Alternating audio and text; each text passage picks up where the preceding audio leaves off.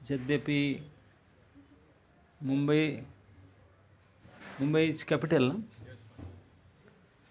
But Pune भी कुछ कम नहीं है।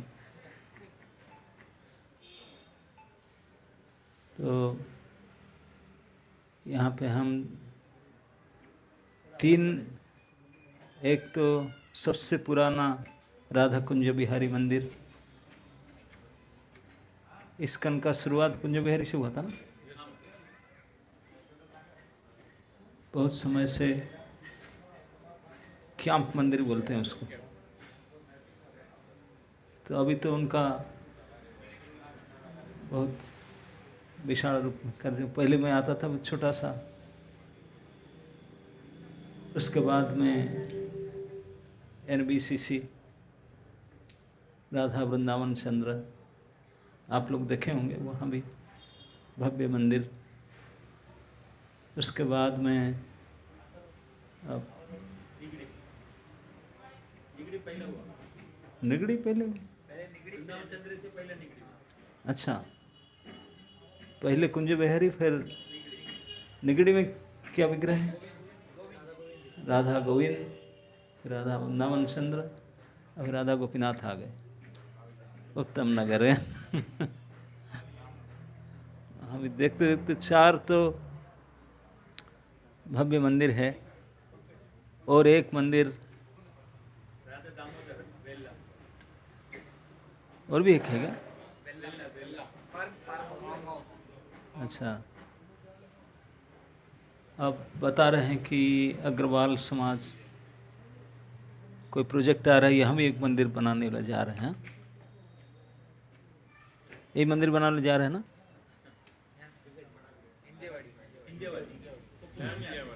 अच्छा अच्छा, तो इतने मंदिर भगवान के नित्य सेवा यहाँ चल रहा है। आप लोग जो इस्कॉन के मंदिर में गए हैं वो देखे होंगे किस प्रकार भगवान के विग्रह की नित्य सेवा हो रहा है। हम कल ही चर्चा कर रहे थे कि विषय पर कि विग्रह को विग्रह नहीं मानना चाहिए, ये तो साक्षात भगवान है।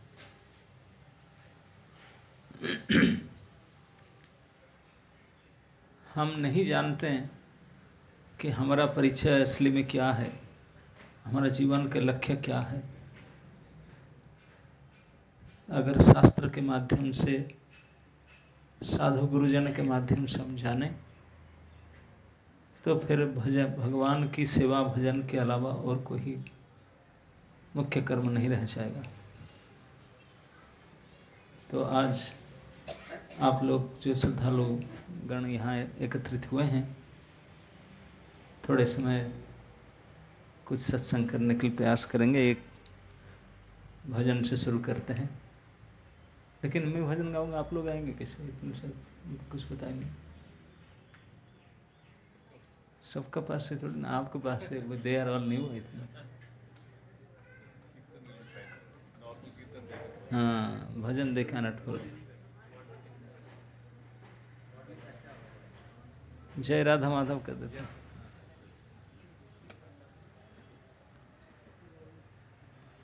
मुझे पता नहीं आपके परिवार में और कोई दीक्षित है कि नहीं। माता सुनीति देवी दीक्षित है?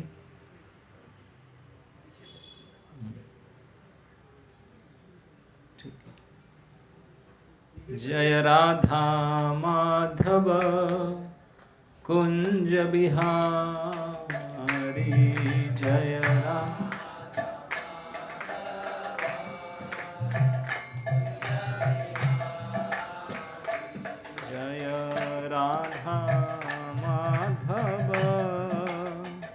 कुंज बिहारी।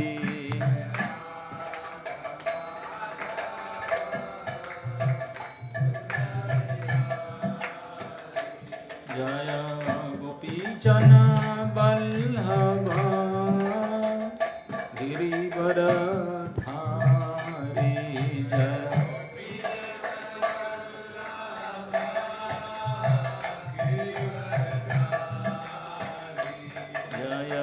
गोपीजन वल्लभ गिरिवरधारी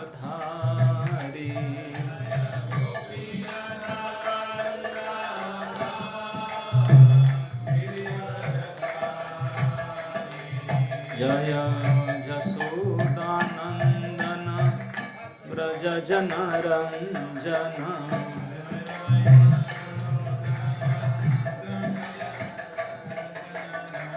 जसोदानंदन व्रज जनरंजन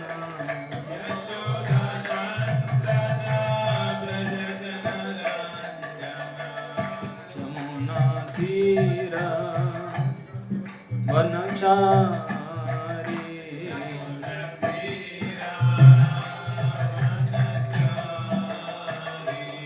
जमुना तीर वनचारी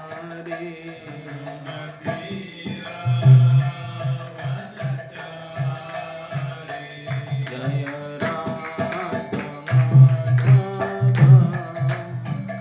कुंज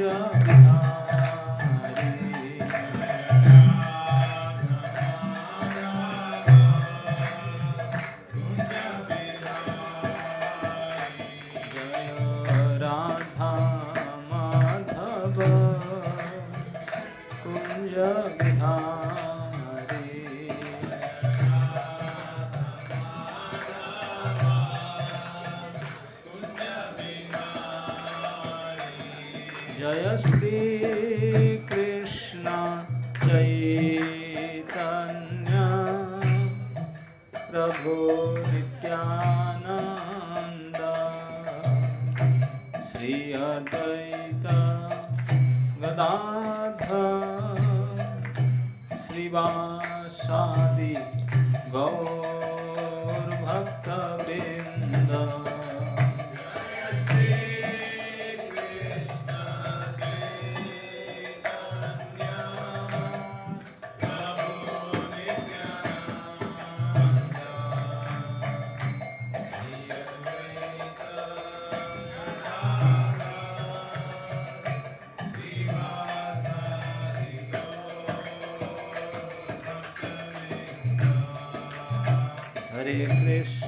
हरे कृष्ण कृष्ण कृष्ण हरे हरे हरे राम राम राम हरे हरे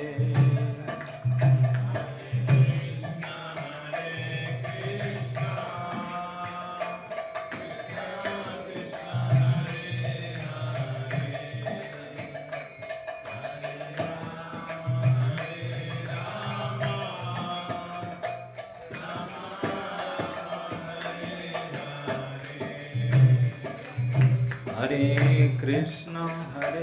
कृष्ण कृष्ण कृष्ण हरे हरे हरे राम राम राम हरे हरे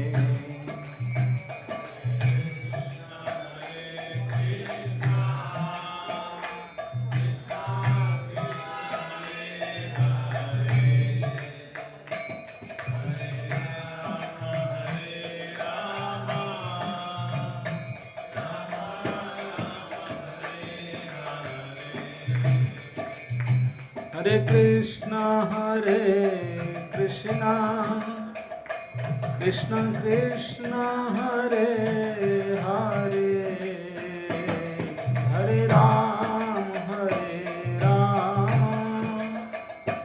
राम राम हरे हरे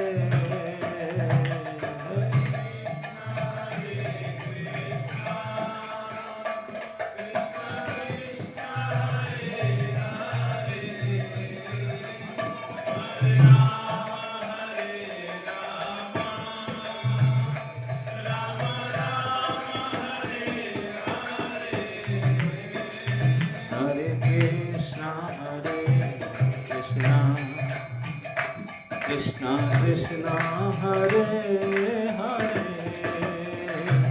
Hare Ram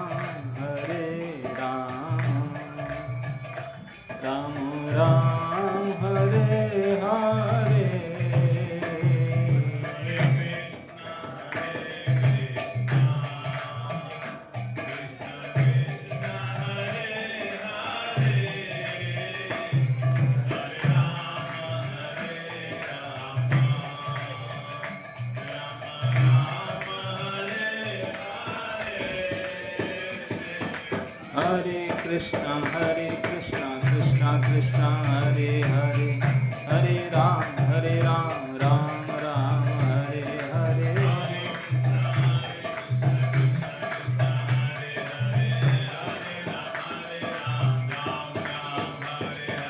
हरे कृष्णा कृष्णा कृष्णा हरे हरे, हरे राम राम राम हरे हरे।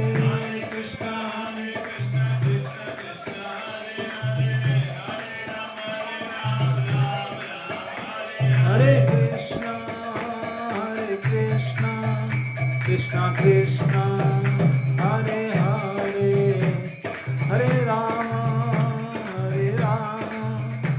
राम राम हरे हरे।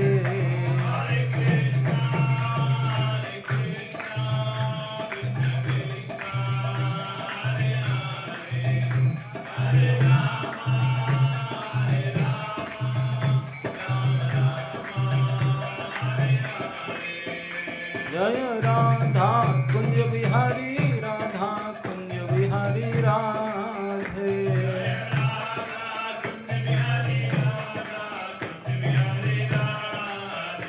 निताई गौरा हरि बोल, हरि बोल, हरि बोल, हरि बोल।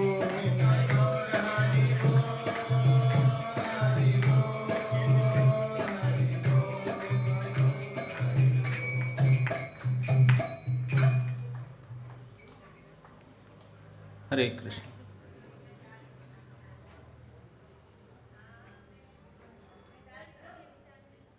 श्रीमद् भागवत महापुराण में एक प्रसंग है जिनको भगवान श्री चैतन्य महाप्रभु अनेकों बार सुनते थे और सुनने के लिए बोलते थे।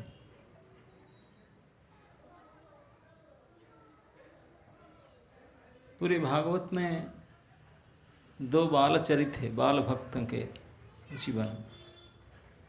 बचपन से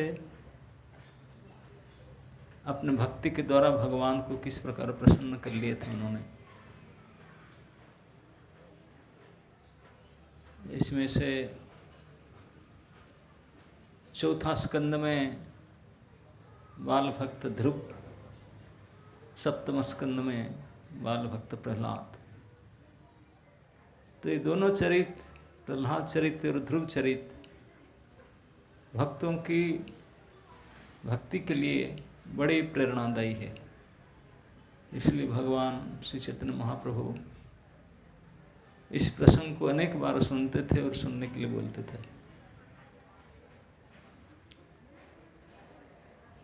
तो इसमें से एक प्रसंग है जो, क्योंकि माता जी कहाँ चली गई?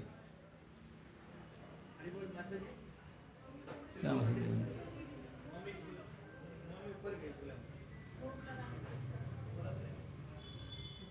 उनके नाम से जड़ी ध्रुव चरित है। ध्रुव चरित भक्तों के लिए अति उपादेय प्रसंग है। श्रीमद् भागवत महापुराण के चतुर्थ स्कंद में आता है।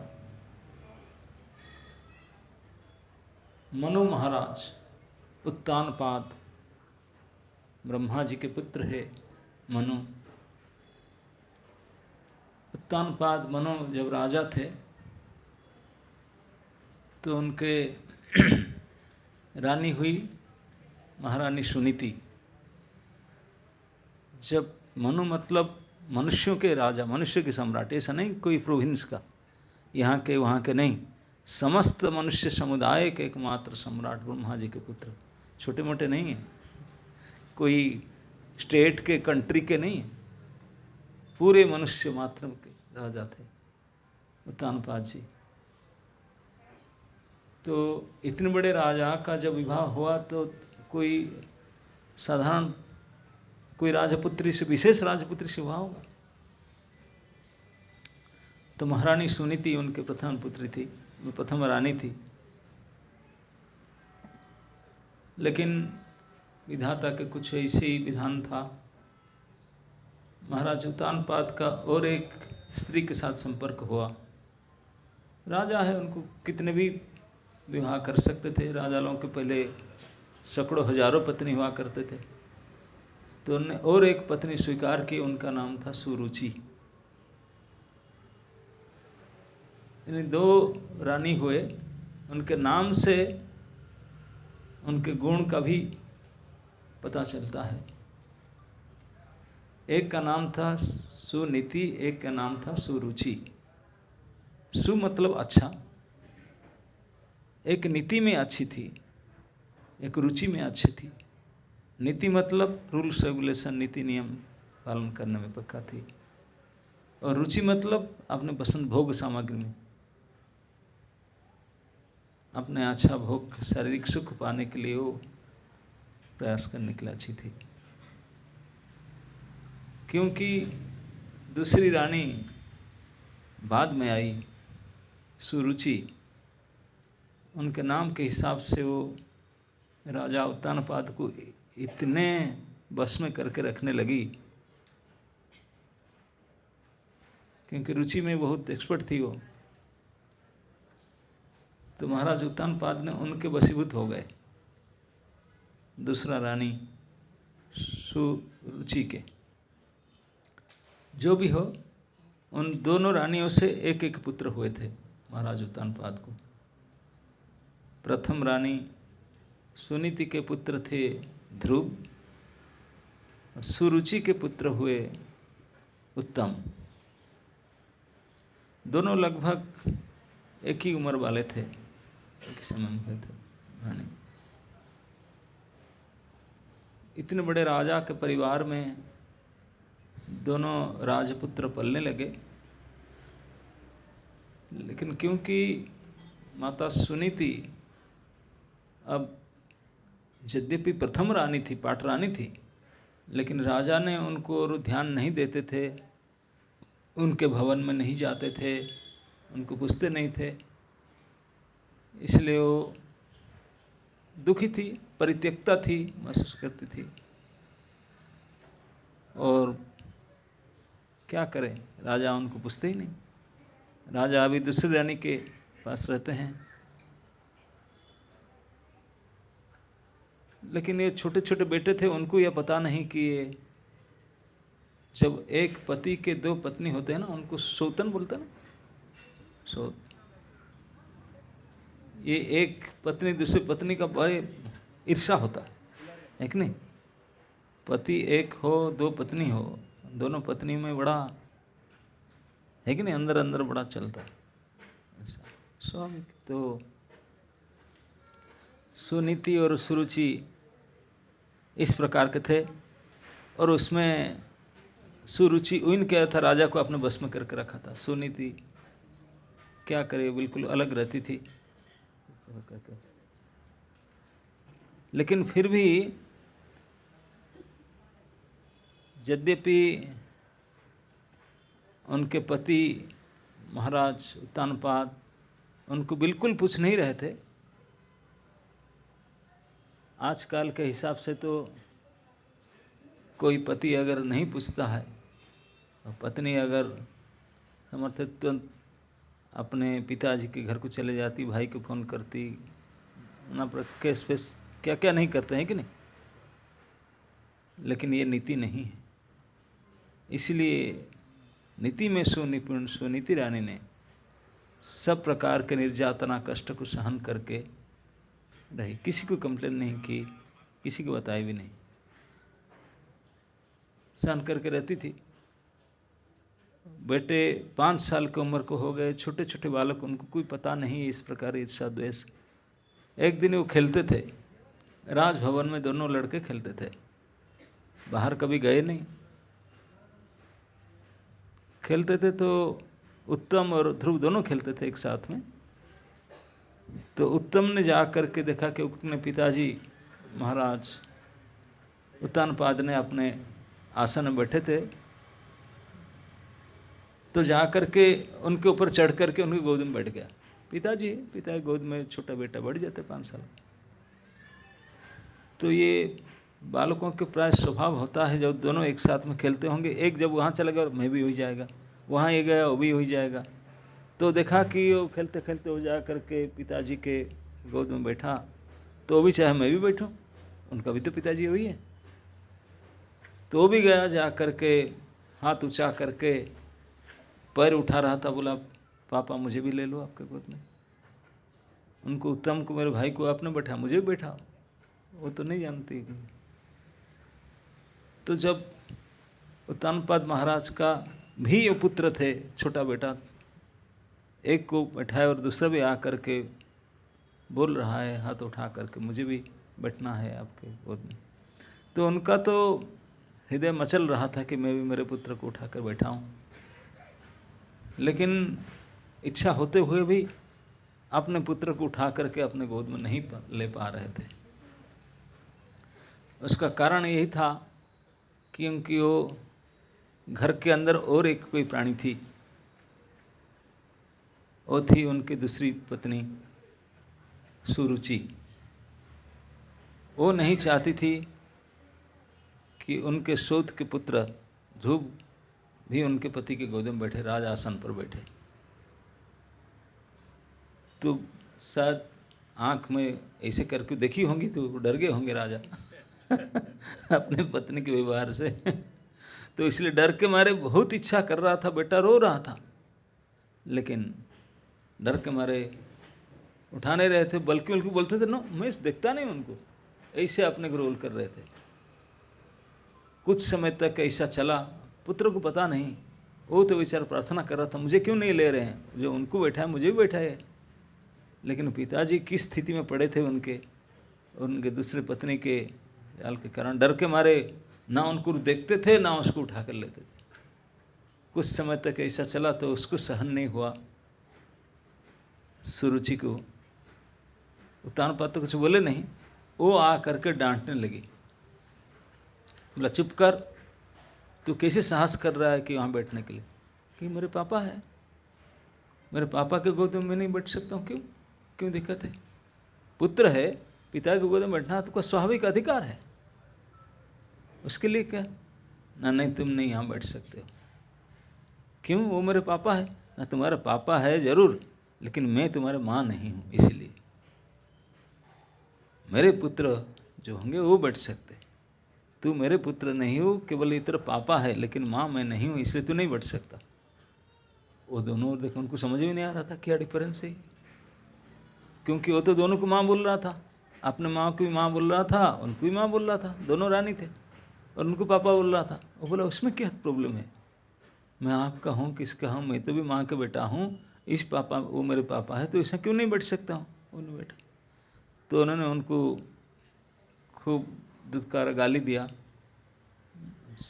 सुरुचि ने बोला कि अगर तू बैठना चाहता है, ना मैं बैठना चाहता हूँ ना, अगर बैठना चाहता है तो तू क्या करना पड़ेगा ना, तुझे जाकर भगवान विष्णु के भजन करना पड़ेगा। अगर भगवान विष्णु को भजन करके प्रसन्न करोगे तब इस बार मरना पड़ेगा तुझे, मरने के बाद दोबारा अगर मनुष्य जन्म अगर हुआ भगवान की कृपा से, मेरे कोख से अगर तेरा जन्म होगा तब तुझे अधिकार मिलेगा यहाँ बैठने के लिए, नहीं तो नहीं। छोटा 5 साल का बालक था, समझ नहीं आया, बोला मुझे मरना पड़ेगा एक बार फिर दोबारा तब जाकर बैठ पाऊँ, ये क्या है। बच्चे के काम न पूरा नहीं होते तो करते क्या है, उनके पास एक ही भीट पावर है, रोते हैं, रोने लगे। इस प्रकार के छोटा बालक का उनका पिता के गोद में बैठना उनका स्वाधिकार है, वहाँ से वंचित करते हैं और उनको ये दिया जाता है सलाह, जाओ भजन करके मरो, दोबारा जन्म लो हमारे यहाँ तब जाकर। तो बड़े दुख हुआ, रो रहा। तो उसको देख करके जो राजभवन में जो दासी सेविकाएं काम कर रहे थे, उनको दुख लगा कि ये छोटा सा बालक कितनी अच्छा है, उनके साथ इस प्रकार के व्यवहार क्यों करते हैं। तो जा कर के उनके जो रानी माँ है, जो प्रथम रानी सुनीति, उनके भवन में जाकर बताया कि ध्रुव को इसी प्रकार लांछित अपमानित किया जा रहा है।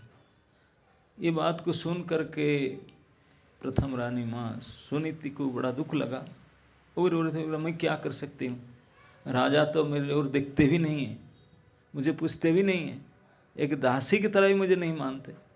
मैं क्या कर सकती, मैं तो परित्यक्ता हूँ।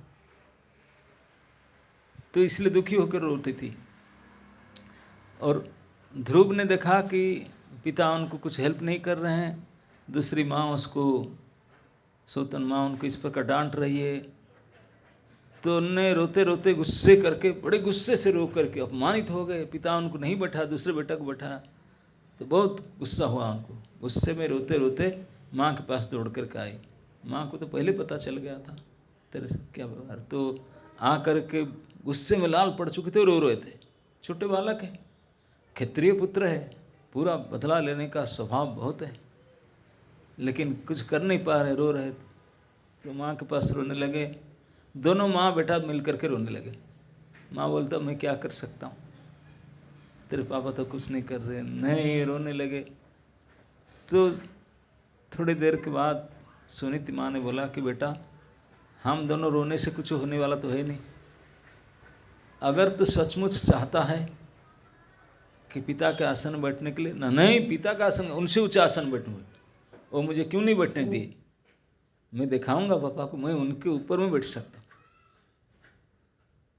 तो फिर माँ सुनीति ने बताया, क्योंकि नाम सुनीति है, वो नीति की बात बताएगी। बोला बेटा देख, जिनके बल से तुम्हारा पिता ने आसन पर बैठे हैं, जिनके बल पर उनके पिता ने भी उनको आसन दिए बैठे थे, उनके पिता ब्रह्मा, वो जो मैं सुनी हूँ वो भगवान की कृपा है। भगवान के नारायण की कृपा से ब्रह्मपद ब्रह्मा जी को मिला, उन्हीं के वजह से उनके पुत्र मनु महाराज बने। तो अगर उनको प्रसन्न करो तो तुम्हारा इच्छा पूर्ण हो सकता है,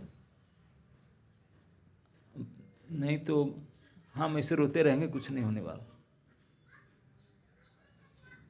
तो उनको लगा कुछ उपाय मिला। बोला अच्छा, छोटा बालक उनकी जानता था भगवान हित को, उन कहाँ कुछ नहीं बताता। जब माँ ने सुलहा दिया, माँ की बात को बिल्कुल मानती थी उन्होंने, तो बोला मैया अगर भगवान को बोलने से हो जाएगा ना, हाँ निश्चित होगा, तो मुझे बताओ, भगवान को लोकेशन बताओ, लोकेशन शेयर करो मेरे साथ भगवान रहते कहाँ, मैं जा कर के उनको प्रसन्न करूँगा। तो माँ ने बोला कि मैं तो भगवान को देखी भी नहीं हूँ, मैं सुनी हूँ, क्योंकि महाराज उत्तानपाद ब्रह्मा जी के पुत्र हैं, तो उनका यहाँ परंपरा था कि बड़े बड़े साधु संत आ करके घर में भागवत पढ़ते थे। ये पहले ज़माने की परंपरा है। जो बड़े बड़े सम्भ्रांत परिवार होते हैं, वहाँ साधु गुरु सब आ करके भागवत आदि पाठ करते हैं, सुनाते थे। तो सुनती थी, क्योंकि सुनीति है, नीति में सुनती थी। वो नारद बहुत बार आते थे उनके घर में, प्राय समय मनु महाराज के घर में नारद आते थे। तो उन्होंने भगवान के गुणगान हमेशा करते हैं, भगवान नारायण के। तो उनसे सुनी थी भगवान वन में रहते हैं, वनचारी, वनमाली भगवान का नाम है। तो बोला मैं तो सुनी हूँ कि भगवान वन में रहते हैं। वन में रहते हैं, वन क्या होता है तो कहाँ, जो राजमहल में रहता था छोटा लड़का, अभी स्कूल भी नहीं गया, उनको क्या पता वन होता है ना। वन तो महल से बाहर जाना पड़ेगा, ऐसे होता है जंगल जहाँ पशु पक्षी रहते वन, वहाँ भी भगवान रहते हैं। तो सुनीति ने बताया कि बेटा अगर सचमुच तू भगवान को प्रसन्न करना चाहते हो, ये सबसे पहले तुझे करना होगा, क्या करना पड़ेगा ना, तुम्हारा विमाता सुरुचि ने तुझे जो सुझाव दिया बिल्कुल सही दिया। उनके प्रति आपका जो ईर्षा है उसको पहले हटा दो। ईर्षा भाव रख करके तू भगवान के पास नहीं जा सकता। सबसे पहले ईर्षा को निकाल, किसी के प्रति ईर्षा भाव मत। बोला माँ ने, बोले नहीं तेरा माँ ने तुझे सही सलाह दिया था, तुझे बोला ना भगवान को भजन कर लेना। हाँ, बोले ये बात तो बिल्कुल सही, क्या मैं भी वही बात कह रहा हूँ, उनके पास आना चाहिए। लेकिन जो कहा कि भगवान के भजन करने के बाद उनके यहाँ जन्म होगा, नहीं नहीं, ये गलती है। भगवान को भजन कर, तेरा जो प्रोजेक्ट है वो पूरा हो जाएगा, उनके जन्म लाने की जरूरत नहीं। तो इसलिए उन्होंने ये सलाह दिया था भगवान को भजन करके। तो उनको मन में जो आपका क्रोध होता है, ईर्षा, सबसे पहले उसको त्यागो, किसी के प्रति ईर्षा त्यागो, बल्कि उनको प्रशंसा करो कि तुझे ये सुयोग दिए ताकि तू भगवान को भजन करने के लिए बाध्य हो। बोले दूसरे बेटा नहीं कर रहा, वहाँ बैठा है पापा का गोद में, लेकिन तुझे इस प्रकार की परिस्थिति आया तो भगवान के भजन करने के लिए विवश हो रहा है, बाध्य हो रहा है, इतने कम उम्र में, 5 साल की उम्र में। इसलिए उनको प्रशंसा करो, उनके प्रति धन्यवाद करो, उनके प्रति ईर्षा मत करो। ये बात सुन करके छोटे बालक ध्रुव तुरंत बोले कि मैं आज ही जाऊंगा भगवान के पास। बच्चा है और को क्या जानता है, बोले मैं आज ही कर लूँगा काम, आज ही जाऊंगा भगवान के पास। तो उनकी माँ सुनीति ने उनको बोला बेटा बहुत अच्छा है, तुम आज जा सकते हो, जितने शीघ्र जाओगे, जितने शीघ्र प्रसन्न करोगे, आपका मनस्कामना पूर्ण होगा। और उनकी ये प्रेरणा दी, समझाई कि तुम जंगल में जाओ, वन में जाओ और भगवान को प्रसन्न करो, भजन करो। 5 साल के बेटा, एक ही बेटा, कोई 2-3 नहीं है, एकमात्र एकलौती बेटा थे। और जाएगा जंगल में, कोई फ़ोन तो था नहीं जब जमाने में, कोई आश्रम नहीं था, कहाँ जाएगा कुछ नहीं पता। आजकल तो हमारे भक्त लोग प्रचार कर रहे हैं, स्टूडेंट लोग को बोलते हैं कि आइए मंदिर में, हमारे पास आश्रम है, रहने का खाने का व्यवस्था है, सारे सुविधा देंगे, आप आइए। लेकिन माता पिता तो किस कर देते हैं, तो क्यों उनको ले गए हो। लेकिन वहाँ 5 साल के बालक राजपुत्र है, क्या कमी था, उनको उनके माँ सुनीति ने शिक्षा दिया कि तुम जाओ भगवान को भजन करने के लिए। 5 साल की उम्र भी अब अकेले निकल जाओ। तो कुमार ध्रुव ने माँ के बात मान करके बोले मैं आज ही जाऊँगा। निकले घर से निकल रहे थे, पीछे मोड़ करके देखे, बोले मम्मी। बोले क्या, ना तुम नहीं साथ में जाओगे?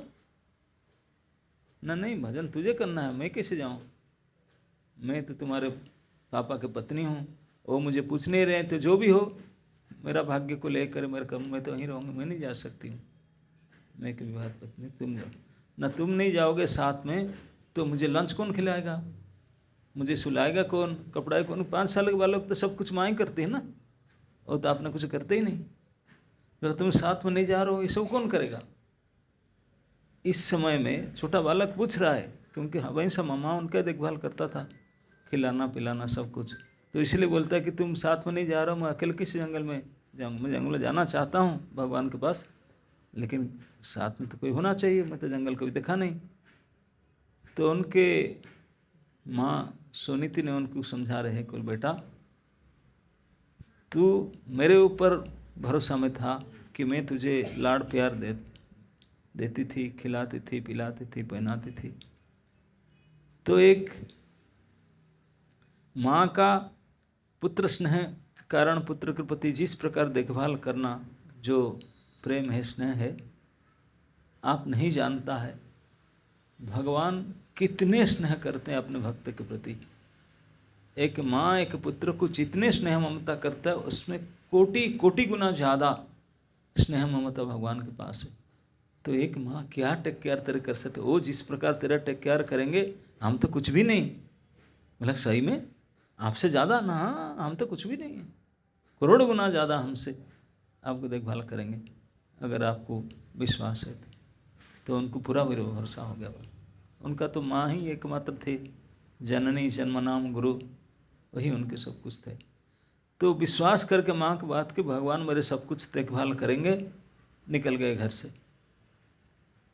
निकल गए। 5 साल के लड़का जो अभी तक जन्म से कभी देखे नहीं, कोर्टयार्ड से बाहर नहीं गए, फर्स्ट टाइम, स्कूल में एडमिशन ही नहीं हुआ, बाहर नहीं गए, कोर्टयार्ड से बाहर निकले। ये बात भगवत इच्छा से नारद जी को पता चला। नारद जी को पता चला कि बालक ध्रुव भगवत अन्वेषण में, भगवत भजन के लिए घर से निकल रहा है। नारद जी दौड़े, अपने घर से पता लगाते लगाते उत्तानपाद कि महाराज का ये से लड़का निकल रहे, दौड़े आकर के रास्ता में मिले। वो जा रहा था, वो निकल गया था कोर्टयार्ड से बाहर, रास्ता में नारद जी मिले। नारद जी हमेशा आते थे राजभवन में। नारद जी को देख करके कुमार ध्रुव पहचान लिए, तुरंत प्रणाम किए जा करके। इतना तो है, संस्कार है, क्योंकि माँ के बेटा है ना, सुनीति माँ, माँ ने समझा सिखाती बहुत कुछ कि बड़े साधु संत आने से कैसे प्रणाम करना चाहिए, कैसे। तो झुक करके नारद जी के पैर छू करके प्रणाम की। प्रणाम करके नारद जी आशीर्वाद देने से पहले प्रणाम करके बड़े खुश होकर के बालक ध्रुव ने बोले मेरा तो आज काम बनेगा, बहुत शुभ हो गया, मेरा काम तो जरूर बनेगा। न क्या काम, कौन सा काम बात है बेटा? न मैं जा रहा हूँ भगवान को पाने के लिए, भगवान से मेरा बातचीत होना है, और मैं तो जा रहा था, मैं तो कभी भगवान को देखा नहीं, जा रहा था, लेकिन आप ही मिल गए सबसे पहले। और माँ ने मुझे सिखाती है कि अगर कोई शुभ कर्म में कोई इस प्रकार साधु मिल जाते हैं, ऋषि महर्षि मिल जाते हैं, दर्शन हो जाता है, तो सब काम मंगल सफल हो जाता है। तो आपने मिल गए, मैं तो जानता हूँ आप सबसे बड़े देवऋषि हैं, मुनि हैं। प्रसन्न होकर के बहुत खुश हो, बोला मेरे काम मंगल जरूर हो जाएगा। तो नारद जी बोले बेटा क्या हो जाएगा, क्यों जा रहे हैं? ना मैं वन में जा रहा हूँ, मैं तो भगवान को भजन करना है। किस लिए? ना मुझे पापा से बड़ा पोस्ट लेना है। क्यों? जंगल में जा रहे हैं इसे पोस्ट ना, इसे मेरा थोड़ा पापा के साथ झगड़ा हो गया। क्यों झगड़ा हुआ? ना हम दोनों भाई खेल रहे थे, एक बेटा जाके बैठ गया, मैं भी बैठना चाहा, मुझे बैठना नहीं दिए। वो मेरे दूसरी माँ जो है इस प्रकार मुझे गाली दी, डांटने लगी, ऐसे कि मैं रो धो कर आई। माँ ने मुझे सिखाया कि काम ऐसे बनेगा, नहीं तो नहीं होने वाला, तो मैं जा रहा हूँ। नारद जी ने बोले बेटा तू कुछ नहीं जानता, 5 साल के लड़का हो, तुम्हारा इतना अभिमान क्या रोना है? चलो मैं फ़ोन करके बोलता हूँ तेरे पापा बैठा देंगे गोद में, चल मैं बोल देता हूँ को बैठा देंगे। ये क्या है तेरे इतने गुस्सा, अभिमान क्या है? तो नारद जी से समझाए तो ध्रुव ने कहे कि नारद जी आपके बात तो बहुत अच्छा है, लेकिन मेरे लिए नहीं होता है। बोले क्यों? बोले मेरे विमाता के जो कटु वाक्य से मेरा हृदय में छेद हो चुका है, आपका उपदेश निकल जा रहा है, टिकता नहीं है छेद हो गया, निकल जा रहा है। तो इसलिए आपका उपदेश और किसी को बोलना, अगर मेरे लायक कुछ बताएंगे, मैं जंगल में जाकर भगवान को कैसे पाऊँ, कुछ बता पाए तो बताए, अदरवाइज थैंक यू, आप अपना रास्ता देखिए, मुझे अपने जाने दीजिए। स्ट्रेट मना कर दिया नारद जी। नारद जी बोले अरे नहीं, फिर समझाया, बोले देख तू जंगल कभी देखा ना, कभी नहीं देखा, कभी जंगल में जाकर रहा ना, कभी नहीं रहा, तुझे पता नहीं कितने कष्ट है। अभी शाम हो जाएगा, मच्छर काटेंगे, कितने जीव जंतु पशु पक्षी है, हिंसक जंतु है, यहाँ कोई बेड नहीं, खान पान की सुविधा नहीं, कुछ नहीं है। बहुत उनको बन के जो कष्ट भय के बारे में बताने लगे। सब सुन करके वो सोचे कि डर जाएगा, मान जाएगा मेरे बात में वापस, लेकिन टस से मस नहीं हुए। 5 साल के बालक, कुछ भी नहीं देखा, लेकिन इतनी दृढ़ता था। बोले नारद जी आप मुझे डराते हैं, आप मुझे कष्ट की बात कहकर मुझे डराते हैं, विमुख करते हैं कि मैं न जाऊँ। ये जान लीजिए कितने ज़्यादा से ज़्यादा कष्ट होगा, खान पान नहीं मिलेगा, जीव जंतु आएंगे, ज़्यादा से ज़्यादा क्या होगा, मैं मर जाऊँगा ना। ना बेटा मर जाना होगा। बोला I am ready for it, मैं तैयार हूँ इसके लिए, लेकिन मैं छोड़ूंगा नहीं, घर नहीं वापस आऊँगा। आप कितने? बोले तब नारद जी बोले ओहो तेज क्षत्रियाणाम, क्षत्रिय का कितने बदला लेने का तेज, बाप रे बाप अब हर प्रकार से उनको समझा बुझा करके देखे कि माने ही नहीं। बोला नहीं मुझे जाना ही है, कभी मैं वापस नहीं जाऊँगा। तो नारद बोले ही बिल्कुल फिट कैंडिडेट है, उसी को मुझे हेल्प करना चाहिए। इसीलिए नारद जी दौड़ कर आए थे। नारद जी गुरु हैं, हम जाते हैं, शिष्य ढूंढ ढूंढ कर जाता है गुरु के पास, लेकिन इस केस में देखते हैं गुरु ढूंढ ढूंढ कर आए शिष्य के पास, क्यों जानते हैं कोई ऑर्डिनरी कैंडिडेट नहीं है। आ करके टेस्ट किए उनका, टेस्ट में बिल्कुल परफेक्ट निकले। हर प्रकार से उनका जो भगवान के प्रति दृढ़ता था, किसी प्रकार से नारद जी के समझाने बोलने पर, कितने भय दिखाने पर भी बदले नहीं। तो नारद जी कन्विंस हो गए, बोले बिल्कुल 100% है। Strike the iron when it is hot, जब इसी समय में है, इसी समय उनको भगवत ज्ञान देना चाहिए। तो उन्होंने पूरे उनको किस मंत्र से भगवान को जप करना चाहिए, कहाँ जप करना चाहिए, किस प्रकार करना चाहिए, डिटेल बताने लगे नारद जी। बोले बेटा सबसे पहले अब यहाँ नहीं, यहाँ से सीधा मधुबन जा। उन्होंने लोकेशन शेयर के मधुबन का। बोले जमुना तट पर वृंदावन में, वृंदावन के 12 वन का सबसे प्रथम वन है मधुबन। वहाँ जा, वहाँ जंगल है जमुना के किनारे, जमुना में स्नान करना। तब तो लोई बाजार था नहीं, डीटी ले आता खरीद करके। बोले कोई नहीं, स्नान करके मिट्टी में पानी डाल करके एक मूर्ति बनाना। वो मूर्ति कैसे बनाना, चतुर्भुज नारायण शंख चक्र गदा, बिल्कुल आइडिया बताया उनको। इससे पता चलता है कि वो शून्यवादी नहीं थे। बोले कि भगवान विग्रह को उपासना करना है। उनको बताया, बोले तुझे कि विग्रह निर्माण करो इस प्रकार से और उनको स्थापना करो। फिर उनको जो भी फल पत्ता जल जो भी मिलता है उनको इस मंत्र से ओम नमो भगवते वासुदेवाय, इस 12 अक्षर मंत्र से उनको उपासना करो, पूजा कर। और इसी मंत्र को जप कर, जितने निष्ठा जितने दृढ़ता से जप करोगे इस मंत्र को, इस मंत्र से तेरा सिद्धि होगा, भगवान के दर्शन होगा, तुम्हारा मनोइच्छा पूर्ण होगा। और किस प्रकार के उपाय सब बताने लगे, भजन प्रणाली उनको भेज दी। तो उन्होंने सीधा, ऐसे कहते हैं बहिष्मतिपुर मनु महाराज के कैपिटल सिटी है, बिठूर, गंगा जी के तट पर है। तो वहाँ से उन्होंने चलते चलते मथुरा मधुबन गए। मधुबन में अकेले 5 साल के लड़का,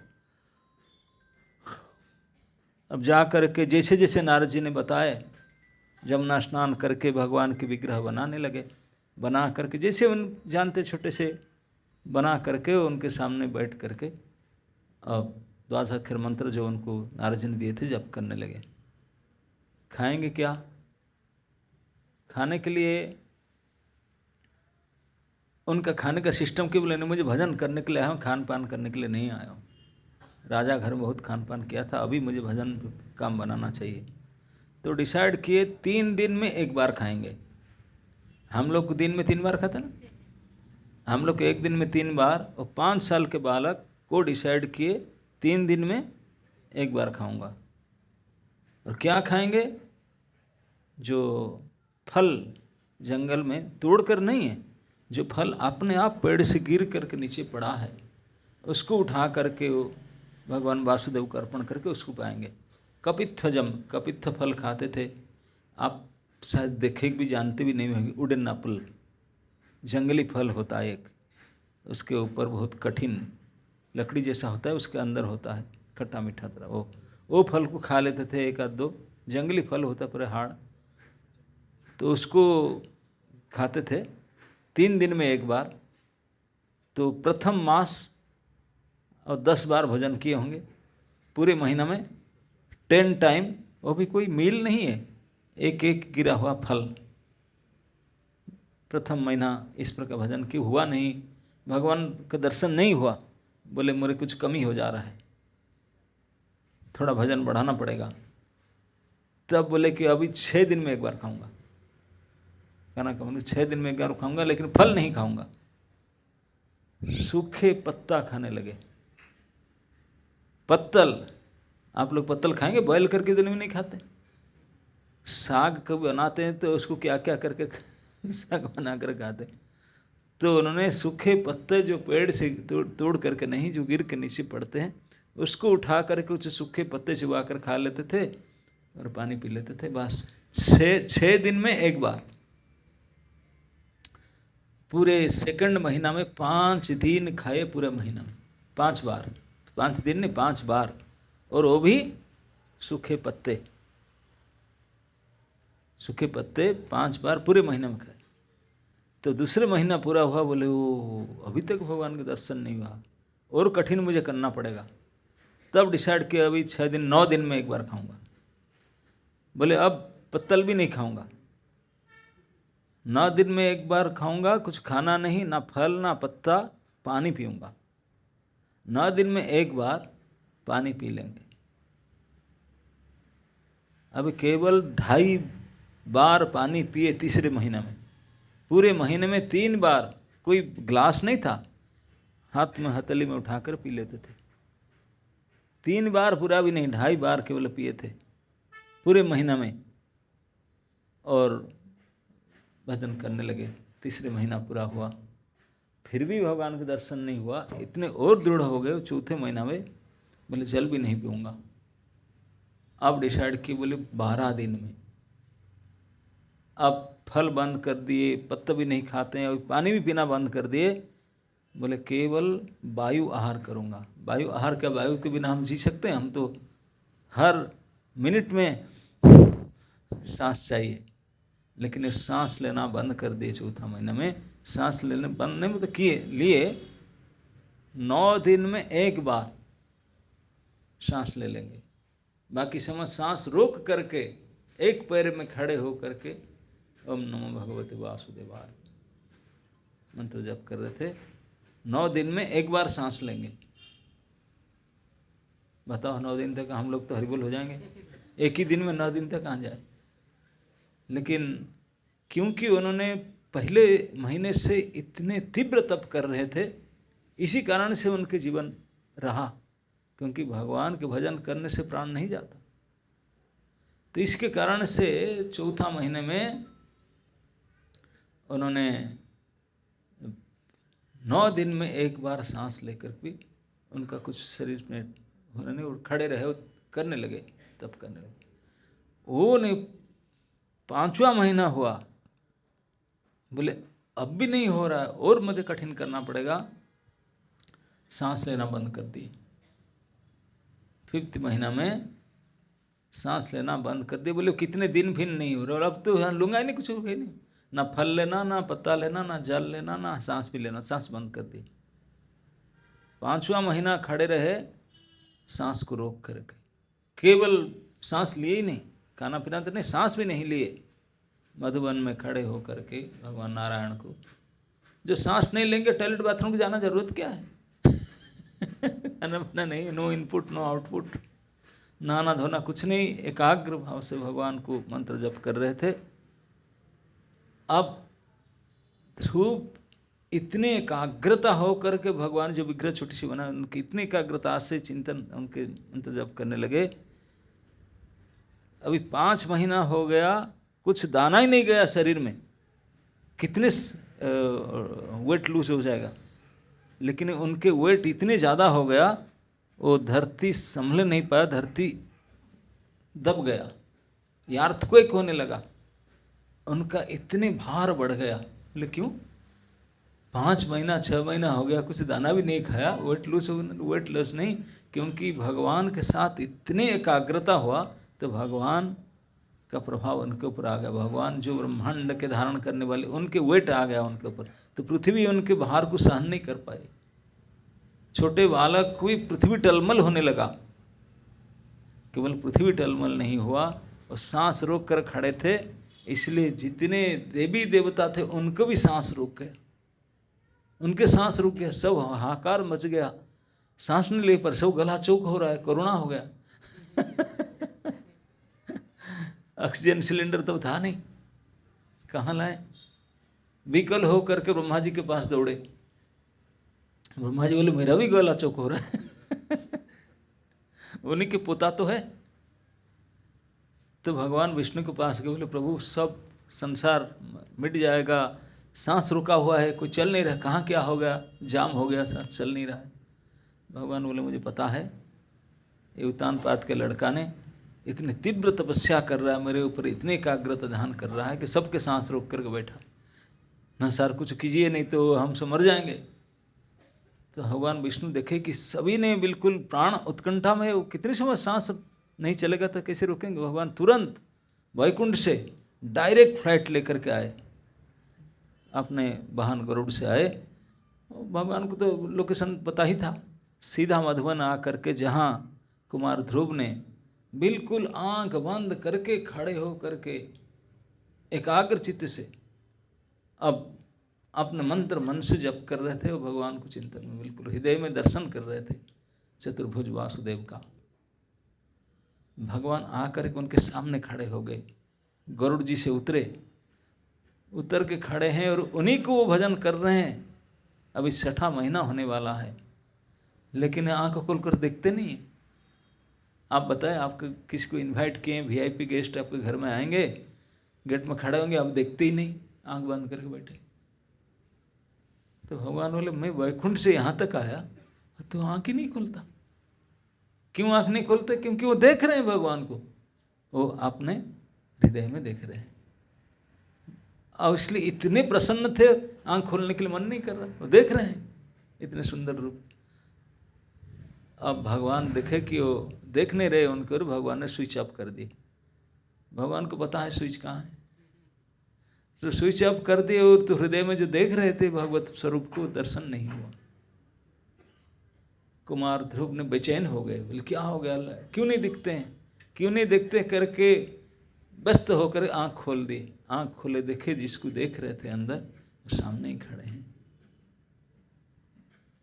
शंताकारं भुजगशयनं पद्मनाभं सुरेशं विश्वाधारं गगनसदृशं मेघवर्णं शुभंगं लक्ष्मीकान्तं कमलनयनं योगिभिर्ध्यानगम्यं वंदे विष्णुर्भवभयहरं सर्वलोकैकनाथं। साक्षात भगवान विष्णु गरुड़ से उतर करके इस प्रकार शंख चक्र गदा पद्म धारण कर सामने खड़े। उनको देख करके जिनको मूर्ति बनाकर नारद जी जिसे बताए थे, जिनको 6 महीना हो गया एकाग्रचित्त से भजन कर रहे थे, वही साक्षात स्वरूप सामने कृष्णगर्भ नारायण खड़े हैं। बेचारे 5 साल के ध्रुव गदगद हो गए, धड़ करके गिर कर प्रणाम किए, दंड के जैसा प्रणाम किए, उठे, पूरा शरीर रोमांचित हो गया, आंसू बहने लगा। दोबारा प्रणाम किए, तिबारा प्रणाम किए, कुछ बोलना चाहते थे, बोलना आता ही नहीं, पढ़े लिखे तो ही नहीं, स्कूल में गए नहीं थे, ओ आ ई ABCD कुछ नहीं सीखे, क्या बोलेंगे। मन करता है कि कुछ बोलूं, ये मेरे प्यारे प्रभु में जिनको भजन कर रहा था वही तो खड़े हैं, लेकिन क्या बोलूं, किस भाषा में नहीं मुझे पता क्या बोलूं। तो इस प्रकार के उनके व्याकुलता को देख करके भगवान समझ गए कि बालक कुछ मुझे बोलना चाहता है, प्रशंसा करना चाहता है, लेकिन आता नहीं कुछ। भगवान ने प्रेम से अपने शंख धारण किए थे, उनके गाल में टच कर दिए, टच किए जैसे स्विच ऑन करने से लाइट जलता है। वायु के झंझावात की तरह वेग से उनके मुख से श्लोक निकलने लगा, संस्कृत के, संस्कृत भाषा के स्तुति निकलने लगा धुआंधार। यही होते हैं भगवान के प्रभाव। भगवान कृपा करेंगे तो कुछ जरूरी नहीं कि 12 साल तक पढ़ना पड़ेगा, तब सीखना पड़ेगा, तब बोल सके, नहीं, वो तो इंस्टेंट। मूकं करोति वाचालं पंगुम लंघयते गिरिम यत्कृपा तमहं वंदे परमानंद माधवम। भगवान जिनको कृपा करेंगे विदिन ए सेकंड वो कुछ भी बन जाए, हो सकता। तो इस छोटा सा बालक जो अभी तक स्कूल में नहीं गया था, भगवत कृपा से तुरंत वेद की स्तुति करने लगे। अब भगवान ने प्रसन्न हो गए उनकी स्तुति करने के बाद। स्तुति करने के बाद भगवान बोले क्या चाहते हो, मैं तुम्हारा सामने आया हूँ, क्या वरदान चाहिए। वो गए थे किस लिए, उनका प्रोजेक्ट था मेरे पिताजी से और बड़े सीट चाहिए, मुझे बड़े राज्य चाहिए, मैं राजासन में बैठूं। लेकिन अब वो नहीं मांगे। जब भगवान बोले मांगो, बोले प्रभु मैं तो फूटा शीशा ढूंढने के लिए आया था, टूटे फूटे शीशा ढूंढ रहा था मैंने, मुझे डायमंड मिल गया, मुझे हीरा मिल गया, वो मैं टुकड़े शीशा थोड़ी ना लूँगा। क्या ना, मैं आया था कुछ संपत्ति मेरे पापा से बड़ा राज्य लेने के लिए, लेकिन आप मिल गए, मुझे और कुछ नहीं चाहिए, मुझे राज्य नहीं चाहिए, संपत्ति नहीं चाहिए। ऐसे प्रार्थना की, बोले नहीं नहीं चाहिए मुझे और बोली मत क्या मांगू, मैं गलती क्या ये मांग कर आया था, लेकिन अब कुछ नहीं चाहिए मुझे। भगवान बोले बेटा तुझे लेना पड़ा, तू नहीं चाहिए, तू अगर नहीं लोगे लोग बोलेंगे अरे भगवान को इतने कष्ट किया, भजन किया, लेकिन कुछ नहीं मिला उसको, तो इसलिए कुछ तो लेना पड़ेगा उसको। ना मुझे चाहिए, नहीं तो तुझे नहीं चाहिए, कोई बात नहीं, मैं मेरे ओर से दे रहा हूँ। तू चाहता था तुझे बड़े, तुम्हारे पिताजी से बड़े राज्य, बड़े पदवी चाहिए, तुम्हारा पिताजी से क्या बड़ा, तुम्हारा पिताजी से पिताजी ब्रह्मा जी, उनसे भी बड़ा मैं साक्षात वैकुंठ लोक तुझे देता हूँ। तो भगवान ने अपने ओर से अपने लोक वैकुंठ का एक पार्ट ध्रुव लोक दिए। ध्रुव लोक जो है इस भौतिक ब्रह्मांड का पार्ट नहीं है, it's directly part of Vaikunth. Vaikunth Lok दे दिए उनको। बोले लेकिन वैकुंठ लोक तो दूंगा, लेकिन आपके लिए रिजर्व है, अभी नहीं। दुनिया वालों के सामने तो कुछ दिन राजा बनना पड़ेगा। बोले कितना दिन में ना? 36,000 साल तक राज्य करो 36,000 साल तक राजा बनने के बाद तो मेरा पास आओगे, और तेरे लिए रिजर्व है। अब वैकुंठ जाने के बाद फिर कहीं आना जाना कुछ नहीं, यहाँ कोई जन्म मृत्यु बुढ़ापा बीमारी कुछ होता ही नहीं। ऐसा लोग दिए उनको ध्रुपद। तो एक 5 साल के बालक इस तीव्र भक्ति और तपस्या के फल से 6 महीना भी नहीं हुआ, 6 महीना से पहले भगवत कृपा से वैकुंठ लोक प्राप्त किया। इसी ब्रह्मा जी के लोक भी उनसे सामने कुछ नहीं है, इतनी बड़ी पद प्राप्त किया। और उनके कंपटीशन में जो उनके विमाता सुरुचि ने जो अपने बेटा को राजासन में बैठाया, उनको डांट रहा था, गलत बैठाना नहीं दे रहा था, वो जब आए उत्तानपाद को बड़ा दुख हुआ था। जब ध्रुव घर छोड़ के चले गए, उनको पता चला, बहुत दुख हुआ। अपने पत्नी सुरुचि को खूब गाली दिए। बोले मेरा गलती हो गया, मैं तुम्हारा बस में आकर के मेरा बुद्धि हर गया। बहुत गाली दिए, पश्चाताप। लेकिन बेटा तो चला गया, फ़ोन नंबर तो है नहीं। वो तो रो रहे थे। नारद जी आके समझाया, चिंता मत करो, वापस आएगा। और सचमुच जब पता चला कि 6ठा महीना के अंदर ध्रुव ने वापस आ रहे हैं, राजा उतना पैदा हाथी लेकर के उनको बैठा करके बड़े प्रशंसन के साथ लेकर आए। जिस दिन आए उसी दिन उनको राजगद्दी पर बैठे। बोले बेटा तू ही राजा, मैं जा रहा हूँ छोड़ करके, मैं बहुत गलती किया। महाराज उत्तानपाद तो चले गए तपस्या में, और उनके जो पत्नी सुरुचि और उनके पुत्र वो जंगल में जा करके मरे। तो वही दशा होता है। भगवान की भजन करने के लिए कोई उम्र नहीं होता, और होता तो 5 साल के ध्रुव कैसे सफल हो गए। हम लोग कहते नहीं अभी हैं, बड़े हो जाओ तब। नहीं, भगवान के भजन करने के लिए कोई there is no time limit, किसी भी समय कहीं भी शुरू कर सकते हैं। तो ये ध्रुव की जो ये वैकुंठ प्राप्ति, ध्रुव की जो ये इतने कम समय में इतनी बड़ी सफलता, इतनी बड़ी, उसका पीछे रहस्य क्या है?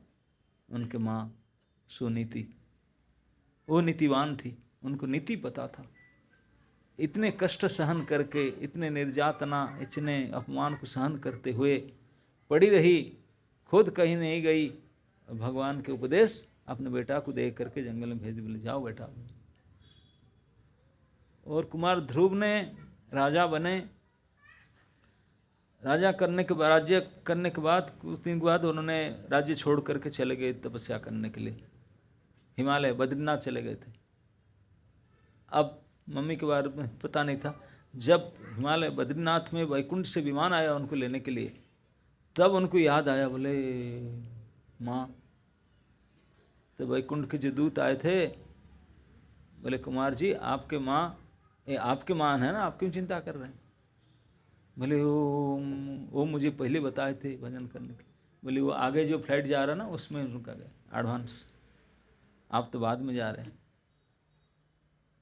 तो इस प्रकार आप अनेक यहाँ माताएं बैठे हैं, ये भागवत में प्रमाण देता है कि आदर्श नीतिवान माँ का कैसे होना चाहिए गुण कर्म चरित्र।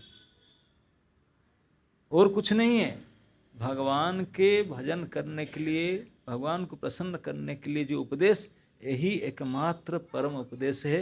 एक माँ अपने पुत्र को सिखाना चाहिए, यही संस्कार। इसलिए कहा गया जननी जन्मनाम गुरु।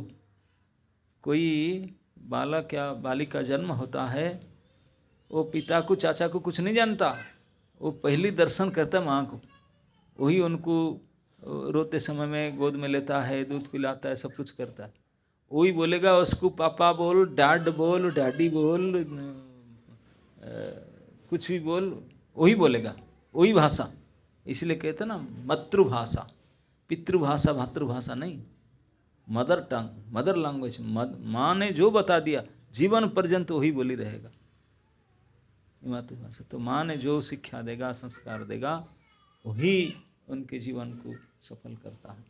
तो इसलिए माँ का समाज में बहुत बड़ी रोल है, उत्तरदायित्व है समाज सुधार के लिए, संस्कार के लिए। अगर माँ नीतिवान हो, जैसे माँ सुनीति की तरह, तो पुत्र फिर कुमार ध्रुव की तरह भी हो सकते हैं। अगर माँ सुरुचि की तरह हो तो फिर ऐसा ही संसार बनेगा जार जात का।